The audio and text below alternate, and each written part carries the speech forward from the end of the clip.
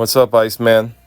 I'm doing some video analysis, and you're on the list here because you got a very good developing serve here, but I would like you to work on a couple areas. One of them is right here, where we were talking about this last class, where your racket strings are palm up, and it looks like there's a little fiddling going on with the fingers here, so check that grip.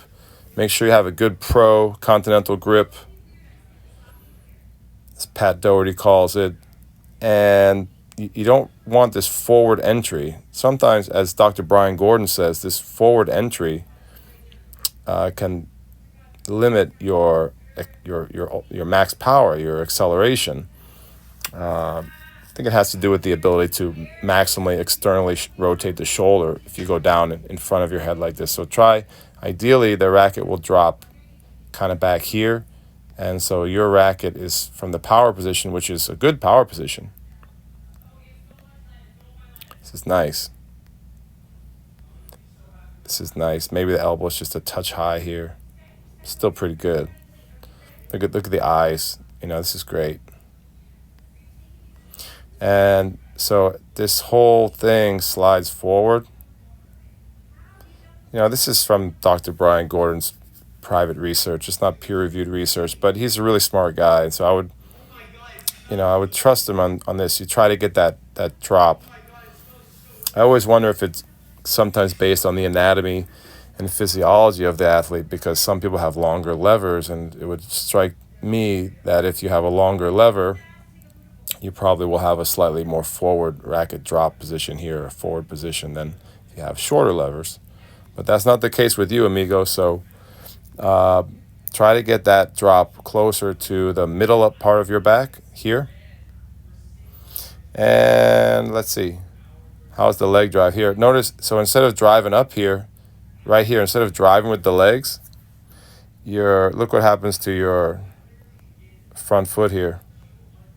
See that shift? Your foot fault, your hip starts to open.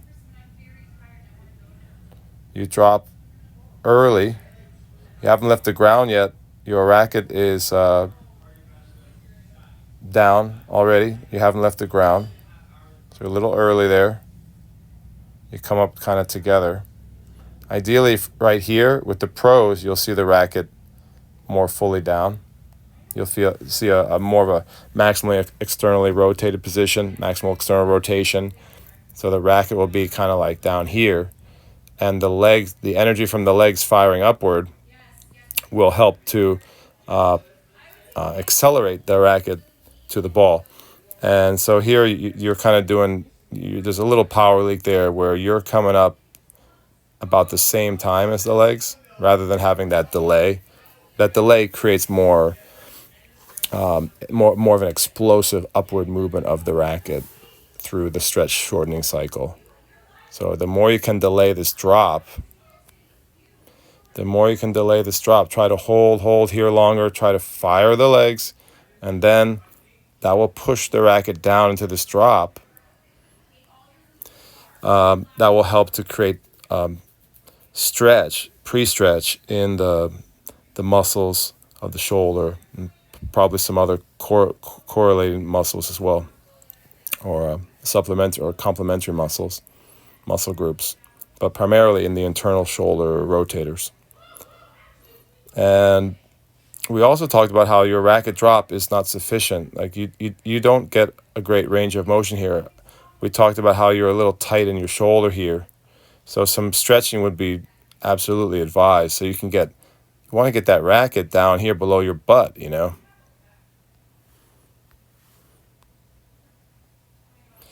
Look how you don't even get down past your waist. I just think that's more of a physiological issue, a mobility issue in your shoulder, scapular mobility, shoulder mobility. You got to really work on that. And that would increase your range, increase your ROM, and increase your ability to accelerate, because you have a longer runway upwards. So that's really important.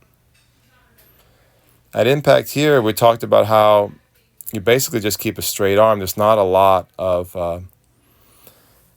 internal shoulder rotation and long axis pronation here. You'd like to get more of like this kind of look with the elbow high, your arms straight. You'd like to get a look kind of like the elbow bending like that and the racket pointing down, you know? So that's something to work on too. That indicates that you had really good forearm pronation and shoulder rotation, what Mark Kovacs calls long axis pronation, and that includes internal shoulder rotation. So this straight arm position is typically pointed out by most analysts and experts as indicating a slight power leak. Just coming down, down, down, rather than demonstrating more pronation there. This is a power serve too. This part's beautiful. We worked on this a lot. Look at this nice, great posture here. Great lower body split. I think is really important. And a really, really nice landing. Sometimes on the landing here, this is a good example here. You should basically stop your trunk rotation here, and you kind of slide to the side like this.